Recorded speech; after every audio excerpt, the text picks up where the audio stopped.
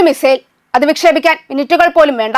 ശത്രുവിന്റെ ഉപഗ്രഹങ്ങൾ അപകട സൂചന നൽകും മുമ്പേ ആകാശം കയറി ആയിരക്കണക്കിന് കിലോമീറ്റർ അകലെയുള്ള ലക്ഷ്യത്തിലേക്കെത്താൻ അതിന് കഴിയുമെങ്കിൽ ആ സാധ്യതയാണ് ഇന്ന് അമേരിക്കയെയും ഇസ്രായേലിനെയും ഒരുപോലെ ജാഗ്രതയിലാക്കുന്നത്.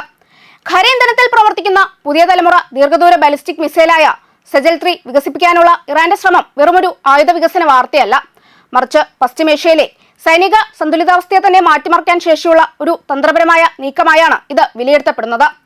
ദ്രാവക ഇന്ധന മിസൈലുകളെ അപേക്ഷിച്ച് ഖര-ഇന്ധന മിസൈലുകൾക്ക് വിക്ഷേപണത്തിന് മുമ്പ് ഇന്ധനം നിറയ്ക്കേണ്ട ആവശ്യമില്ല. അതിനാൽ വളരെ കുറഞ്ഞ സമയത്തിനുള്ളിൽ തന്നെ ആക്രമണം നടത്താൻ കഴിയും. മാത്രമല്ല, ഇത്തരം മിസൈലുകളുടെ വിക്ഷേപണത്തിന് മുമ്പുള്ള മുന്നൊരുക്കങ്ങൾ കണ്ടെത്തുന്നത് ശത്രു രാജ്യങ്ങളുടെ റഡാർ, ഉപഗ്രഹ, ആകാശ നിരീക്ഷണ സംവിധാനങ്ങൾക്ക് കൂടുതൽ പ്രയാസകരമാണ്. അതുകൊണ്ട് തന്നെ ഇറാന്റെ സെജൽ-3 പദ്ധതി ഒരു പുതിയ മിസൈലിന്റെ വികസനം എന്നതിലുപരി മധ്യപൂർവേഷ്യയിലെ സുരക്ഷാ കണക്കുകൂട്ടലുകളെയും ആഗോള പ്രതിരോധ തന്ത്രങ്ങളെയും സ്വാധീനിക്കാൻ സാധ്യതയുള്ള നിർണായക സംഭവ വികാസമായാണ് ലോകം ഉറ്റുനോക്കുന്നത്. റിപ്പോർട്ടുകൾ പ്രകാരം ഇറാൻ വികസിപ്പിച്ചുകൊണ്ടിരിക്കുന്ന സെജൽ-3 ദീർഘദൂര ബാലിസ്റ്റിക് മിസൈൽ നിലവിലുള്ള സെജൽ ശ്രേണിയിലെ ഏറ്റവും ശക്തമായ പതിപ്പായിരിക്കുമെന്നാണ് പ്രതീക്ഷ. 3 ഘട്ടങ്ങളുള്ള പ്രൊപ്പോഷൽ സംവിധാനത്തോടെയായിരിക്കും ഈ മിസൈലിന്റെ രൂപകൽപ്പന. ഏകദേശം 4000 കിലോമീറ്റർ വരെ ലക്ഷ്യങ്ങളെ ആക്രമിക്കാൻ കഴിയുന്ന ദൂരപരിധിയും 38,000 കിലോഗ്രാം വരെ വിക്ഷേപണ ഭാരവുമാണ് ഇതിനുണ്ടാകുമെന്നാണ് റിപ്പോർട്ടുകൾ സൂചിപ്പിക്കുന്നത്. ഈ ദൂരപരിധി ഇറാന് മധ്യപൂർവേഷ്യക്ക് പുറത്തുള്ള നിരവധി മേഖലകളിലേക്കും തന്ത്രപ്രധാന ലക്ഷ്യങ്ങളിലേക്കും ആക്രമണശേഷി നൽകുമെന്നാണ് പ്രതിരോധ വിദഗ്ധരുടെ വിലയിരുത്തൽ. സെജൽ മിസൈൽ പദ്ധതിയുടെ വേരുകൾ 1990കളുടെ അവസാന കാലഘട്ടത്തിലേക്കാണ് എത്തിച്ചേരുന്നത്. ഇറാന്റെ പ്രതിരോധ ഗവേഷണ സ്ഥാപനങ്ങൾ അന്ന് വികസിപ്പിച്ചിരുന്ന സെസൽ ഹ്രസ്വദൂര ബാലിസ്റ്റിക് മിസൈൽ പദ്ധതിയിൽ നിന്ന് ലഭിച്ച സാങ്കേതിക വിദ്യയും അനുഭവ പരിചയം അടിസ്ഥാനമാക്കിയാണ് പിന്നീട് സെജൽ പദ്ധതി രൂപം കൊണ്ടത് എന്ന് വിലയിരുത്തപ്പെടുന്നു. പ്രത്യേകിച്ച് ഖര-ഇന്ധന സാങ്കേതിക വിദ്യയിൽ കൈവരിച്ച പുരോഗതിയാണ് സെജൽ പദ്ധതിയുടെ ഏറ്റവും വലിയ കരുത്തായി മാറിയത്.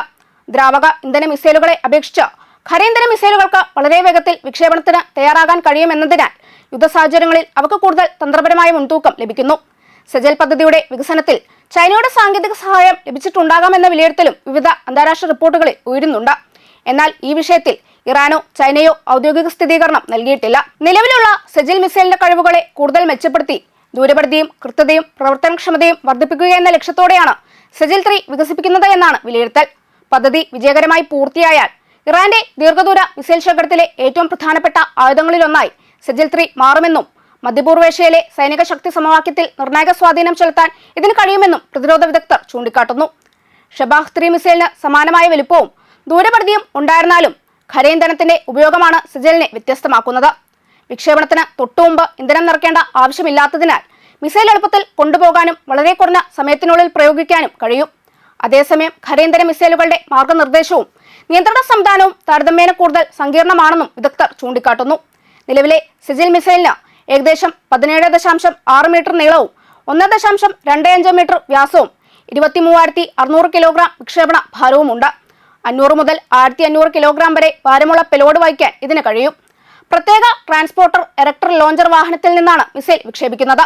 ഈ ലോഞ്ചർ വാഹനത്തിന്റെ നിർമ്മാണത്തിൽ ചൈനീസ് സാങ്കേതിക വിദ്യയുടെ പിന്തുണ ഉണ്ടായിരിക്കുമെന്ന് സ്ഥിരീകരിക്കാത്ത റിപ്പോർട്ടുകളും പുറത്തു വന്നിട്ടുണ്ട്. മിസൈലിന്റെ റീഎൻട്രി വാഹനത്തിൽ സ്റ്റെല്ലാർ റഫറൻസ് സംവിധാനങ്ങൾക്കായുള്ള ഒപ്റ്റിക്കൽ പോർട്ടുകൾ ഉണ്ടായിരിക്കാമെന്നും മാർഗനിർദ്ദേശത്തിനായി ഇനേർഷ്യൽ നാവിഗേഷൻ അല്ലെങ്കിൽ ഗ്ലോബൽ പൊസിഷനിംഗ് സംവിധാനങ്ങൾ ഉപയോഗിക്കാനാണ് സാധ്യതയെന്നും വിലയിരുത്തപ്പെടുന്നു.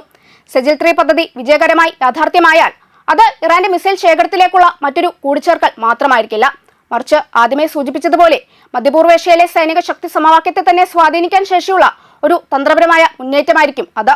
ഖര-ഇന്ധന സാങ്കേതിക വിദ്യ, ദീർഘദൂര ആക്രമണശേഷി, കുറഞ്ഞ മുന്നൊരുക്കത്തിൽ വിക്ഷേപണം നടത്താനുള്ള കഴിവ് എന്നിവയെല്ലാം ഈ മിസൈലിനെ ഇറാന്റെ പ്രതിരോധ ആക്രമണ തന്ത്രത്തിലെ പ്രധാന ആയുധമാക്കി മാറ്റാൻ സാധ്യതയുണ്ട്.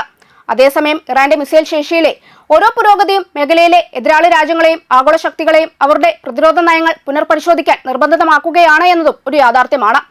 ഇതിനാലാണ് സെജൽ-3 പദ്ധതിയെ അമേരിക്കയും ഇസ്രായേലും വെറും ആയുധ വികസന പരിപാടിയായി മാത്രം കാണാതെ ഭാവിയിലെ പ്രാദേശിക സുരക്ഷയെ നേരിട്ട് സ്വാധീനിക്കാൻ സാധ്യതയുള്ള ഒരു തന്ത്രപരമായ വെല്ലുവിളിയായി വിലയിരുത്തുന്നത്. മിസൈലിന്റെ വികസന പുരോഗതി, പരീക്ഷണങ്ങൾ, സാങ്കേതിക ശേഷി എന്നിവയെല്ലാം അവർ അടുത്തുനിന്ന് നിരീക്ഷിച്ചു വരികയാണ് എന്നും റിപ്പോർട്ടിലുണ്ട്. ഈ പദ്ധതി പൂർണ്ണതോതിൽ വിജയിച്ചാൽ പശ്ചിമേഷ്യയിലെ പ്രതിരോധ കണക്കുകൂട്ടലുകളിലും ശക്തി സന്തുലിതാവസ്ഥയിലും പുതിയ മാറ്റങ്ങൾക്ക് വഴിയൊരുക്കുമെന്നാണ് പ്രതിരോധ വിദഗ്ധരുടെ വിലയിരുത്തൽ. അതിനാൽ സെജൽ-3യുടെ ഭാവി വെറും ഇറാന്റെ സൈനിക ശേഷിയെക്കുറിച്ചുള്ള ചർച്ചയിൽ ഒതുങ്ങുന്നതല്ല. വരും വർഷങ്ങളിലെ മധ്യപൂർവേഷ്യൻ സുരക്ഷാ രാഷ്ട്രീയത്തെയും അന്താരാഷ്ട്ര പ്രതിരോധ തന്ത്രങ്ങളെയും നിർണ്ണയിക്കുന്ന പ്രധാന ഘടകങ്ങളിലൊന്നായി ഈ മിസൈൽ പദ്ധതി മാറാൻ സാധ്യതയുണ്ട് എന്നാണ് വിലയിരുത്തുന്നത്.